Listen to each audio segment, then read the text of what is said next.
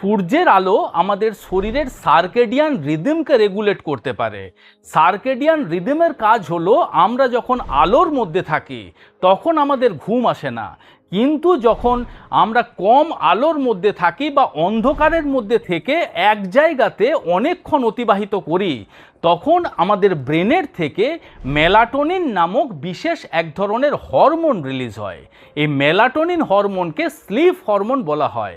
Melatonin hormone যখন বেশি বেশি রিলিজ হবে তখন আপনি অটোমেটিক্যালি কিন্তু ঘুমিয়ে পড়বেন। বিজ্ঞান বলছে যদি আপনি সকালবেলা প্রতিদিন 20 মিনিট থেকে আধ ঘন্টা এই সূর্যের আলোর মধ্যে অতিবাহিত করতে পারেন, এই সূর্যের আলো আমাদের শরীরে কর্টিজল হরমোনের লেভেলকে কম করে দেয়। এই কর্টিজল হরমোনকে বলা হয় স্ট্রেস হরমোন। এই কর্টিজল হরমোন যখন আমাদের শরীরে কম রিলিজ হবে তখন অটোমেটিক্যালি ডোপামিন নামক এক ধরনের হরমোন